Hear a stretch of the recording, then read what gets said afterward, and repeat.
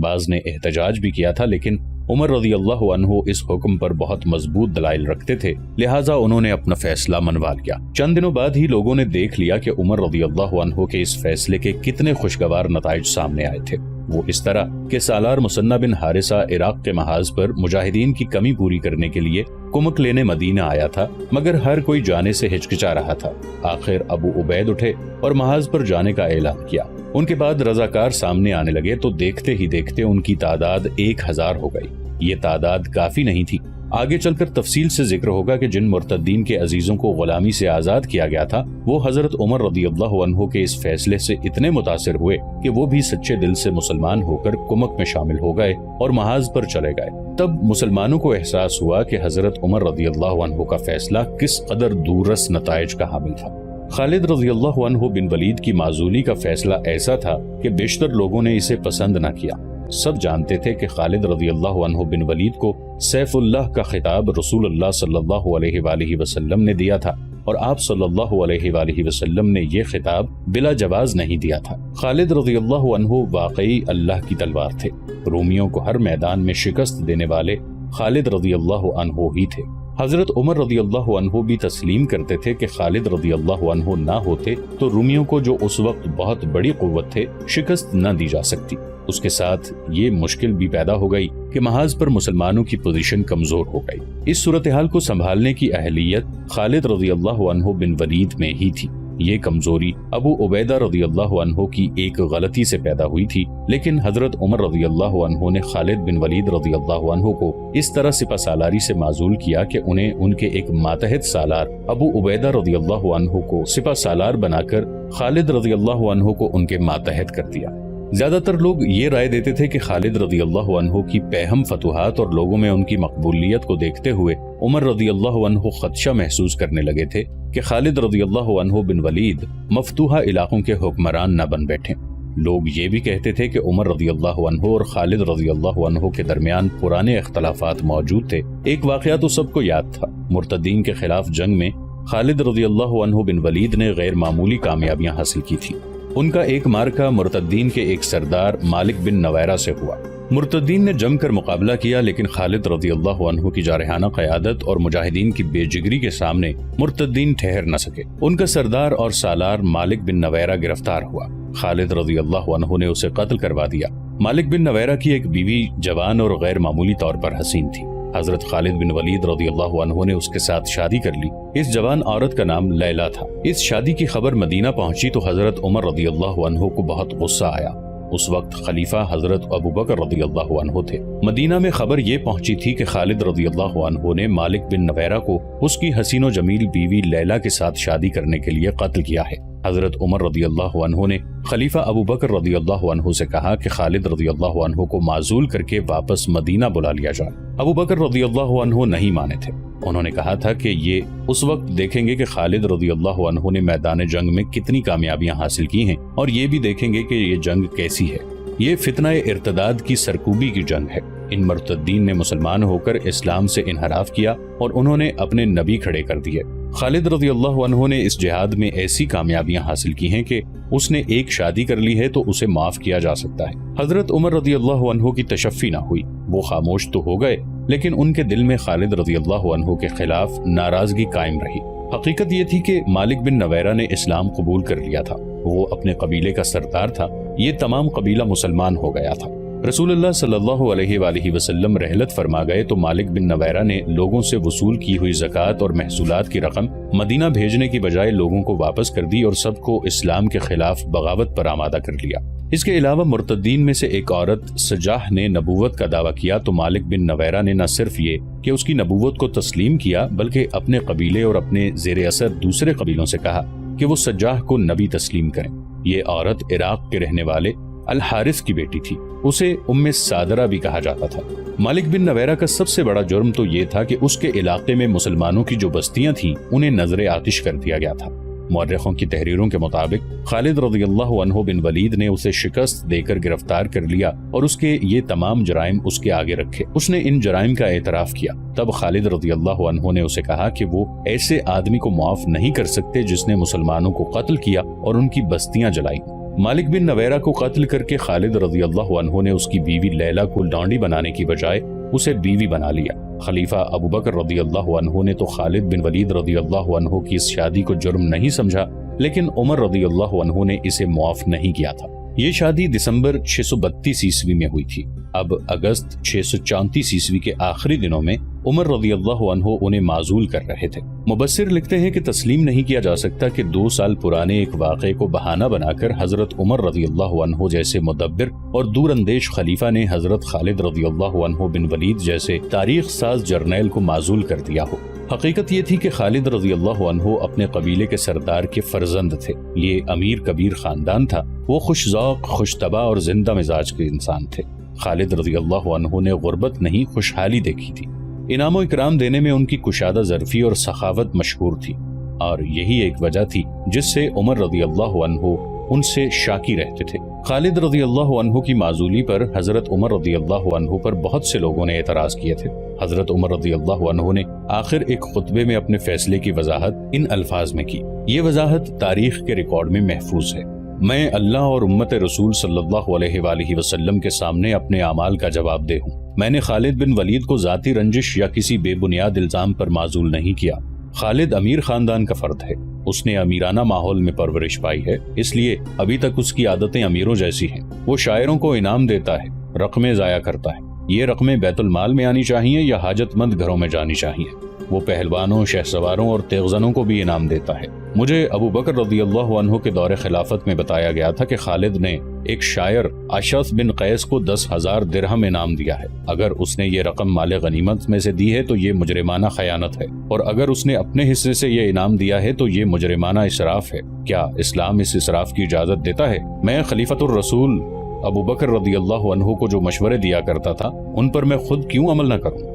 خالد رضی اللہ عنہ کی معزولی کا فیصلہ صحیح تھا یا غلط، یہ الگ بحث ہے۔ اس فیصلے سے حضرت عمر رضی اللہ عنہ کی اخلاقی جرت اور اصول پسندی کھل کر سامنے آ جاتی ہے۔ عمر رضی اللہ عنہ نے بڑے ہی نازک وقت میں بہت بڑا خطرہ مول لے لیا تھا۔ محاذوں پر لڑنے والے مجاہدین میں غم و غصہ پیدا ہو سکتا تھا، اور ہوا بھی۔ لشکروں میں خالد رضی اللہ عنہ کی مقبولیت پیر و مرشد جیسی تھی۔ مجاہدین کے لڑنے کا جذبہ متاثر ہو سکتا تھا۔ اس کا انحصار اس پر تھا کہ خالد رضی اللہ عنہ کا رد عمل کیا تھا۔ مجاہدین خالد رضی اللہ عنہ کا رد عمل دیکھنے کے منتظر تھے۔ سب سے زیادہ پریشان ابو عبیدہ رضی اللہ عنہ بن جراح تھے، جنہیں خالد رضی اللہ عنہ بن ولید کی جگہ سپہ سالار بنایا گیا تھا۔ رومیوں کے خلاف جنگ کی صورتحال تھی تو سالاروں کے قابو میں رومیوں کو ہر میدان اور ہر محاذ پر شکست دی جا چکی تھی۔ دمشق فتح ہو چکا تھا، لیکن رومی کوئی معمولی جنگجو نہیں تھے کہ وہ ان چند ایک شکستوں سے دل برداشتہ ہو کر اپنے مقبوضات مسلمانوں کے حوالے کر کے بھاگ جاتے۔ وہ اس دور کی ایک ہیبت ناک جنگی طاقت تھے۔ وہ اپنی افواج کو اکٹھا کر کے مسلمانوں کو نیست و نابود کرنے کے لیے تیار تھے۔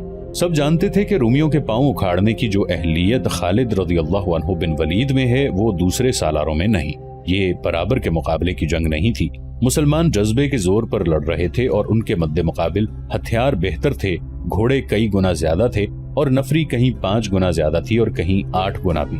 یہ جذبے اور جنگی طاقت کا مقابلہ تھا۔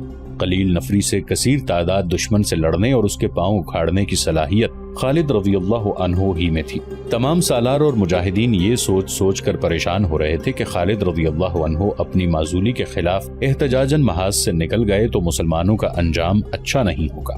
محاذ پہلے ہی کمک کی ضرورت محسوس کر رہا تھا اور مثنہ بن حارثہ کمک لینے کے لیے مدینہ گئے ہوئے تھے۔ ابو عبیدہ رضی اللہ عنہ تجربہ کار سالار تھے، زاہد اور پارسا تھے۔ انہیں امین الامت کہا جاتا تھا۔ جنگ کے میدان میں ان کی قیادت اور جارحیت قابل داد تھی۔ دشمن کو وہ مصیبت میں ڈال دیا کرتے تھے، لیکن سپہ سالاری کے جو جوہر خالد رضی اللہ عنہ میں تھے وہ ابو عبیدہ رضی اللہ عنہ میں ذرا کم تھے۔ خالد رضی اللہ عنہ کا رد عمل معلوم کرنے کے لیے ایک واقعے کا بیان کافی ہوگا۔ اس سے یہ بھی معلوم ہو جائے گا کہ ابو عبیدہ رضی اللہ عنہ اور خالد رضی اللہ عنہ کی فہم و فراست میں کچھ فرق تھا یا نہیں۔ واقعہ یوں ہے کہ دمشق کی فتح کے بعد نئے سپہ سالار ابو عبیدہ رضی اللہ عنہ نے مجاہدین کے لشکر کو کچھ دن آرام دینا چاہا۔ رومی جوابی حملے کی تیاری کر رہے تھے۔ خالد رضی اللہ عنہ کی معزولی کے 6-7 روز بعد ایک اجنبی ابو عبیدہ رضی اللہ عنہ سے ملنے آیا اور اپنے متعلق بتایا کہ وہ عیسائی ہے اور راز کی ایک بات بتانے آیا ہے۔ ابو عبیدہ رضی اللہ عنہ نے اسے بٹھا لیا۔ یہاں سے کچھ دور ایک قصبہ ابو القدس ہے، अजनबी ईसाई ने कहा, वहाँ हर साल मेला लगा करता है, 2-3 रोज बाद मेला लगेगा। दूर दूर के ताजिर अपना माल बेचने के लिए लाएंगे। इस माल में सोने चांदी के जेवरात भी होंगे, हीरे जवाहरात और कीमती पत्थर भी होंगे। इसके अलावा जिन अशिया की दुकानें लगेंगी वो बहुत ही कीमती अशिया होंगी। मेले में जो खरीदार आएंगे वो हर साल की तरह बड़े ही दौलतमंद लोग होंगे। ये रूमियों का मेला है और रूमियों से आपकी दुश्मनी और जंग है। 3-4 रोज बाद आप अचानक मेले पर छापा मारें और ये सब माल दौलत आपका माले गनीमत होगा। इतना कीमती माले गनीमत आपको 10 कलों से भी नहीं मिल सकता। अबू उबैदा रज़ियल्लाहु अन्हु ने उसे कहा कि वो खुद ईसाई है और रूमी भी ईसाई हैं और इस मेले में ईसाई ही आएंगे या यहूदी ताजिर होंगे, फिर वो अपने मजहब के लोगों को क्यों लुटवाना चाहता है? मैं कट्टर ईसाई हूँ, उस ईसाई ने कहा। क्या आप नहीं जानते कि रूमी जब ईसाई नहीं हुआ करते थे तो उनके एक बादशाह ने जिंदा ईसाइयों को शेरों के आगे डाला था। शेर उन्हें चीर फाड़ कर खा गए थे। ये तो आपको मालूम होगा कि हजरत ईसा अलैहिस्सलाम को सलीब पर लटकाने वाले रूमी ही थे। इसके एक जमाने बाद उन्होंने ईसाइयत कबूल कर ली तो क्या हुआ? ये अब भी वैसे ही बादशाह हैं जैसे ईसाई होने से पहले थे। ये लोग रियाया को इंसानियत का दर्जा देते ही नहीं। आपने जो इलाके फतह किए हैं, मैंने वहाँ जाके देखा है। आप ईसाइयों और दूसरे मजहबों के लोगों को कमतर रियाया नहीं बल्कि अपने जैसा इंसान समझते हैं। रूमियों के जुल्म सितम का कुचला हुआ इंसान हूँ। मैं अगर मुसलमान नहीं तो क्या हुआ? मैं अरबी तो हूँ। मैं रूमियों के गुलामी को तस्लीम नहीं करता। मुख्तसर ये कि उस ईसाई ने अबू उबैदा रज़ियल्लाहु अन्हु को कायल कर लिया कि उन्हें इस मेले पर छापा मारना चाहिए। मैं आपको ये भी बता दूं, ईसाई ने कहा, अबुल कुद्स के इर्द गिर्द और दूर दूर तक रूमी फौज का नामो निशान नहीं। आपके लिए कोई खतरा नहीं। रूमी फौज के कुछ दस्ते तराबलस में हैं, वहाँ से वो वर वक्त अबुल कुद्स नहीं पहुँच सकते।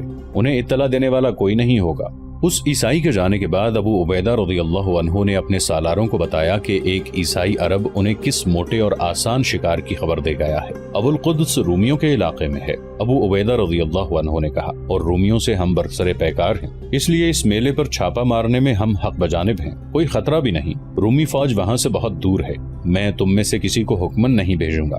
जो कोई इस छापे की कमान लेना चाहता है वो आगे आ जाए और 500 घुड़सवार मुंतखब कर ले। अबू उबैदा रज़ियल्लाहु अन्हु ने सालारों को बारी बारी देखा और उनकी नजरें खालिद रज़ियल्लाहु अन्हु बिन वलीद पर ठहर गईं। उन्हें तवक्को थी कि खालिद रज़ियल्लाहु अन्हु इस छापे के लिए फौरन तैयार हो जाएंगे, लेकिन खालिद रज़ियल्लाहु अन्हु का चेहरा बेतासुर था और वो चुपचाप बैठे हुए थे। अबू उबैदा रज़ियल्लाहु अन्हु की नजरें उनके चेहरे पर जमी रहीं। खालिद रज़ियल्लाहु अन्हु ने मुंह फेर लिया। जाहिर है कि ये सिपा सालारी से माजूली का रद्द अमल था। खालिद रज़ियल्लाहु अन्हु को छापा मार दस्ते के साथ न जाना अलग बात थी। उन्होंने अबू उबैदा रज़ियल्लाहु अन्हु से इतना भी न कहा कि उन्हें इस मेले पर छापा मारना चाहिए भी या नहीं। सब सालार खामोश रहे। मैं जाऊंगा, एक आवाज उठी। सबने उधर देखा। वो एक नौजवान था जिसके चेहरे पर दाढ़ी अभी आई ही थी। तू अभी कमसिन और नातजर्बेकार है इब्ने जाफर, अबू उबैदा रज़ियल्लाहु अन्हु ने कहा। अबू उबैदा रज़ियल्लाहु अन्हु ने एक बार खालिद रज़ियल्लाहु अन्हु की तरफ देखा, लेकिन वो यूं चुपचाप बैठे थे जैसे इस काम के साथ उनका कोई ताल्लुक ही ना हो। मैं घर से यहाँ सैरो तफरी के लिए तो नहीं आया, उस नौजवान ने कहा। मुझ पर अपने शहीद बाप का कर्ज है। आप सबको मालूम है कि मेरा बाप किस लड़ाई में शहीद हुआ था। मैंने उसके खून का कर्ज उतारना है। मैं कम उम्र हूँ तो खुदा की कसम बुज़दिल नहीं और ना तजर्बाकार नहीं, मगर अनाड़ी भी नहीं। मेरा हौसला ना तोड़ें, मैं बहुत कुछ सीख कर आया हूँ। आप कहते हैं कि वहाँ रूमी फौज है ही नहीं, तो मेरे लिए आपको परेशान नहीं होना चाहिए। हाँ इब्ने जाफर, अबू उबैदा रज़ियल्लाहु अन्हु ने कहा, मैं तेरा हौसला नहीं तोड़ूंगा। मैं तुझे 500 चुने हुए सवार देता हूँ। इनकी कमान तेरे हाथ में हो। एक नौजवान को 500 घुड़सवारों की कमान देना बज़ाहिर दानिशमंदी नहीं थी, लेकिन ये नौजवान आम सा नौजवान नहीं था। उसका नाम अब्दुल्ला बिन जाफर था और वो रसूल अल्लाह सल्लल्लाहु अलैहि वसल्लम के चचाजाद भाई जाफर रज़ियल्लाहु अन्हु का बेटा था। जाफर रज़ियल्लाहु अन्हु मूता की लड़ाई में शहीद हो गए थे। अब्दुल्ला बिन जाफर रज़ियल्लाहु अन्हु अबुल कुद्स जाने की तैयारी करने लगे। छापा 3-4 रोज बाद मारना था। 3-4 दिनों बाद नौजवान अब्दुल्ला 500 चुने हुए घुड़सवारों के साथ अबुल कुद्स को रुखसत हुआ। उसके साथ मशहूर मारूफ जांबाज मुजाहिद और रिसालत के शहदाई हजरत अबू ज़र ग़िफ़ारी रज़ियल्लाहु अन्हु भी थे। ये दस्ता 14 अक्टूबर 634 ईस्वी की रात रवाना हुआ था। शाबान की 15 तारीख थी। चांद पूरा था। उसकी चांदनी बड़ी ही शफ़ाफ थी। इस छापामार दस्ते ने रात ही रात सफर तय कर लिया। सुबह तुलू हो रही थी जब ये दस्ता अबुल कुद्स के मज़ाफ़ात में पहुंच गया। अब्दुल्ला और अबू ज़र ग़िफ़ारी रज़ियल्लाहु अन्हु ने दस्ते को इस इंतजार में दूर ही रोक लिया कि मेले की दुकानें खुल जाएं। मेला तो खैमों, शामियानों और कनातों का एक खूबसूरत गांव था। दुकानें खुली तो अंदाजा हुआ कि माल किस कदर कीमती है। सूरज जरा ऊपर आने तक मेला इंसानों से भर गया। عبداللہ بن جعفر نے سواروں کو حکم دیا کہ میلے کو گھیرے میں لے لیا جائے۔ 500 سواروں نے گھوڑوں کو ایڑیں لگا دی اور میلے کو نرغے میں لینے لگے۔ اچانک کم و بیش 5000 رومی گھڑ سوار کہیں سے نکل آئے۔ وہ صحرائی آندھی کی مانند آئے اور پھیل کر مسلمان سواروں کو گھیرے میں لے لیا۔ کہاں 5000 اور کہاں 500، وہ بھی گھیرے میں آئے ہوئے۔ مجاہدین گھیرے سے نکلنے کے لیے گھوڑے ادھر ادھر دوڑانے لگے، لیکن ہر طرف رومی سواروں کی تے در تے دیوار کھڑی تھی جو انہیں روک لیتی۔ مسلمان ہر محاذ پر قلیل تعداد میں لڑے، لیکن 10,000 مجاہدین نے 1 لاکھ کفار کا مقابلہ کیا ہے۔ اب اس صورت میں وہ جنگی ترتیب میں سالاروں کی ہدایت پر لڑتے تھے، مگر یہاں وہ اچانک اور غیر متوقع گھیرے میں آ گئے۔ مورخین واقدی اور بلازری لکھتے ہیں کہ ان 500 مجاہدین نے بھاگنے کی کوشش ترک کر کے دو بدو مقابلہ شروع کر دیا۔ مجاہدین انفرادی طور پر لڑ رہے تھے، یہ تو زندگی اور موت کا معرکہ تھا۔ مجاہدین بے جگری سے لڑتے، مگر ناممکن تھا کہ ایک ایک سوار 10 سواروں کا مقابلہ کرتا اور زندہ نکل آتا۔ مقابلہ تو انہوں نے کیا اور خوب کیا، اور رومیوں کی تلواروں اور برچھیوں سے کٹتے چلے گئے۔ مجاہدین پھیل گئے اور اپنے آپ کو بچانے کی کوشش کرتے رہے۔ ایک مجاہد معلوم نہیں کس طرح معرکہ شروع ہونے سے پہلے ہی نکل گیا تھا۔ فاصلہ کوئی ایسا زیادہ نہیں تھا۔ یہ مجاہد گھوڑا دوڑاتا اپنے لشکر میں پہنچا اور سپہ سالار ابو عبیدہ رضی اللہ عنہ بن جراح کو بتایا کہ ابو القدس میں کیا ہوا ہے۔ میں نے یہ نہیں دیکھا کہ رومیوں کا گھیرا مکمل ہونے سے پہلے ہمارے سوار وہاں سے نکل سکے تھے یا نہیں۔ اس سوار نے کہا، اگر نہیں نکل سکے تو ان میں سے کوئی بھی زندہ نہیں بچا ہوگا۔ ابو عبیدہ رضی اللہ عنہ کے چہرے کا رنگ پیلا پڑ گیا۔ اب انہیں احساس ہوا کہ یہ تو جال تھا جو رومیوں نے بچھایا تھا، اور اس عیسائی کو اس لیے بھیجا گیا تھا کہ مسلمانوں کو اس جال میں لائے۔ میلے کو جال میں دانے کے طور پر استعمال کیا گیا تھا۔ ابو عبیدہ رضی اللہ عنہ نے اس عیسائی پر اعتبار کرنے کے علاوہ ایک بھیانک غلطی یہ کی کہ ایک نو عمر آدمی جس کو ذرا سا بھی عملی تجربہ حاصل نہ تھا، 500 سواروں کی کمان دے کر ایک مشکوک مہم پر بھیج دیا تھا۔ اس مہم کے خطرناک ہونے کے امکانات موجود تھے کیونکہ ابو القدس دشمن کے علاقے میں تھا۔ ابو عبیدہ رضی اللہ عنہ کو جب اطلاع ملی، اس وقت تقریباً تمام سالار ان کے پاس بیٹھے ہوئے تھے۔ سب پر سناٹا طاری ہو گیا۔ سب کی نظریں ابو عبیدہ رضی اللہ عنہ کے چہرے پر جم گئیں، اور ابو عبیدہ رضی اللہ عنہ کی نگاہیں خالد رضی اللہ عنہ بن ولید کے چہرے پر لگی ہوئی تھیں۔ انہیں معلوم تھا کہ ان 500 فریب خوردہ سواروں کو خالد رضی اللہ عنہ ہی بچا سکتے ہیں، لیکن خالد رضی اللہ عنہ خاموش بیٹھے ہوئے تھے۔ البتہ ان کے چہرے پر پریشانی کا تاثر نمایاں تھا۔ ابو عبیدہ رضی اللہ عنہ اور دیگر سالاروں کا خیال تھا کہ خالد رضی اللہ عنہ بن ولید معزولی کے رد عمل کے تحت اس کام میں دلچسپی نہیں لیں گے۔ ابو سلیمان ابو عبیدہ رضی اللہ عنہ نے خالد بن ولید رضی اللہ عنہ کو دوسرے نام سے مخاطب ہو کے التجا کے لہجے میں کہا، اللہ کے نام پر ابو سلیمان، تو ہی ان کی مدد کو پہنچ سکتا ہے، تو ہی ان کو گھیرے سے نکال سکتا ہے۔ ایک لمحہ ضائع نہ کر، اللہ کی مدد سے میں ہی انہیں گھیرے سے نکالوں گا۔ خالد رضی اللہ عنہ نے اٹھتے ہوئے کہا، میں تیرے حکم کا منتظر تھا امین الامت، معلوم نہیں کیا سوچ کر میں نے تجھے حکم نہ دیا۔ ابو عبیدہ رضی اللہ عنہ نے کہا، یہ تو میں جانتا ہوں کہ معزولی نے تیرے دل پر کوئی اچھا اثر نہیں کیا، خدا کی قسم امین الامت۔ خالد رضی اللہ عنہ نے کہا، مجھ پر کسی بچے کو بھی سپہ سالار مقرر کر دیا جائے تو میں اس کا بھی ہر حکم مانوں گا۔ کیا میں ایسی جرت کر سکتا ہوں کہ جسے رسول اکرم صلی اللہ علیہ وآلہ وسلم نے امین الامت کہا ہے اس کا حکم نہ مانوں؟ اور بتا دے سب کو کہ ابو سلمان ابن الولید نے اپنی زندگی اسلام کے لیے وقف کر دی ہے۔ مورخ واقدی اور طبری نے لکھا ہے کہ ابو عبیدہ رضی اللہ عنہ کی آنکھوں میں آنسو آ گئے۔ اللہ کی رحمت ہو تجھ پر۔ ابو عبیدہ رضی اللہ عنہ نے جذبات سے بوجھل آواز میں کہا، جا اپنے گھرے ہوئے بھائیوں کی مدد کو پہنچ۔ کسی بھی مورخ نے یہ نہیں لکھا کہ خالد رضی اللہ عنہ بن ولید اپنے ساتھ سواروں کی کتنی تعداد لے کر گئے تھے۔ یہ تو ظاہر ہے کہ ان کے ساتھ سوار ہی گئے ہوں گے، پیادے ابو القدس تک بر وقت نہیں پہنچ سکتے تھے۔ البتہ تاریخ میں یہ بالکل واضح ہے کہ خالد رضی اللہ عنہ کے ساتھ زرار رضی اللہ عنہ بن الازور بھی تھے، جو برہنہ مجاہد کے خطاب سے مشہور تھے۔ اس خطاب کی وجہ یہ تھی کہ زرار قمیض اتار کر اور سر ننگا کر کے لڑا کرتے تھے۔ یہ مجاہدین بڑی تیز رفتار سے گھوڑے دوڑاتے جا رہے تھے۔